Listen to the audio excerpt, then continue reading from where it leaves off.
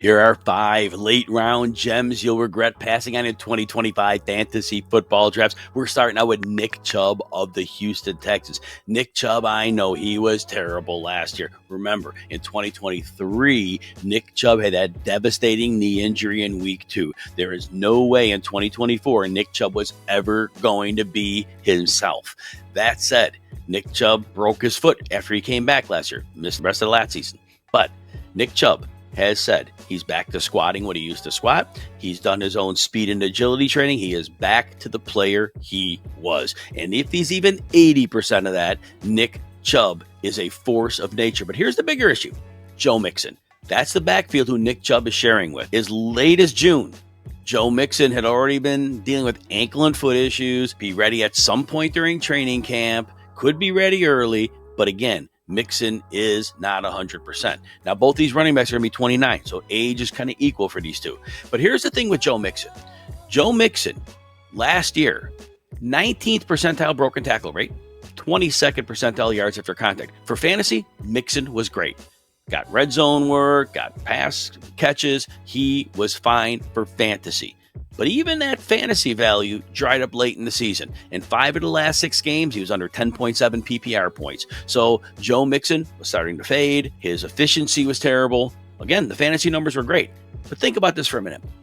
Another year of decline for Joe Mixon. If Nick Chubb is anywhere close to healthy, how is there a world where the coaching staff says, yeah, you know what, Nick Chubb, we're going to leave you on the bench and we're just going to play Mixon? Not going to happen.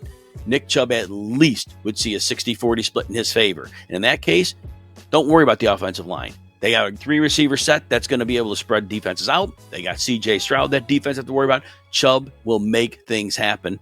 Nick Chubb is that late-round pick that could pay off. Keaton Mitchell, Baltimore Ravens, super late in drafts.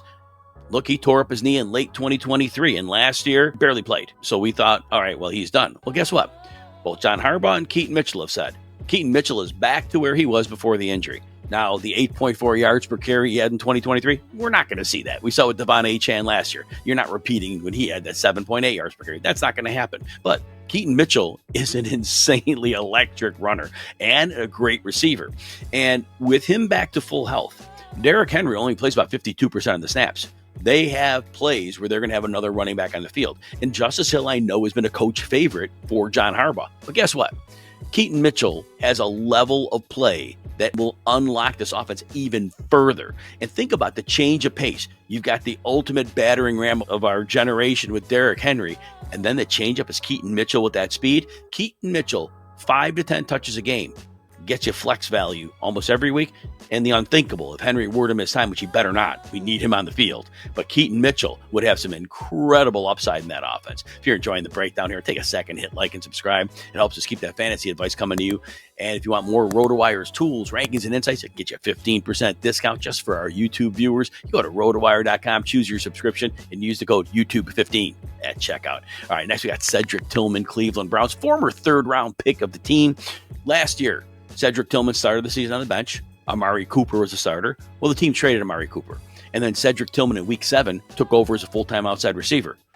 First 3 games, average, 7 catches, 85 yards, and a touchdown. Those are insane numbers. He had a little bit of a down game after that. They had the bye week.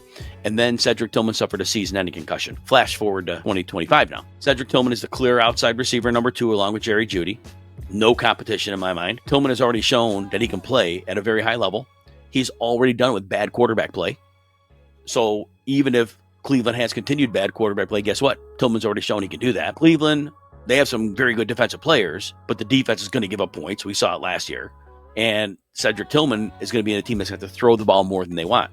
Cedric Tillman is going to be a great late round pick for you. Hunter Henry, you're really waiting late on the tight end. Hunter Henry, he's 30 years old this year, and we kind of forgot about him. Remember those durability issues early in his career? Well, guess what? He's only missed 4 games since 2021. Those are kind of in the past. We saw it last year. 66 catches, 674 yards, only 2 touchdowns because the Patriots weren't scoring a lot of points. He had 99 targets. Hunter Henry worked extremely well with Drake May. And remember, Stephon Diggs, it sounds very likely that he'll miss at least 4 weeks of the season on the PUP list. And we'll see, coming back from an ACL injury, Diggs a middle-of-the-field player at this stage of his career. Hunter Hunter Henry has that chemistry with Drake May already. Don't think that's going away. And remember, there were 8 games that Henry had with at least 40 yards, and his targets really spiked. Hunter Henry, again, remember the chemistry with Drake May. From week 7 through 16, this is the average for Hunter Henry.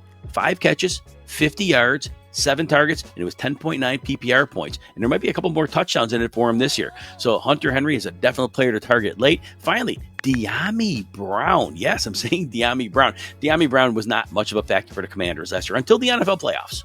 In the NFL playoffs, Dyami Brown went very, very much on the increase.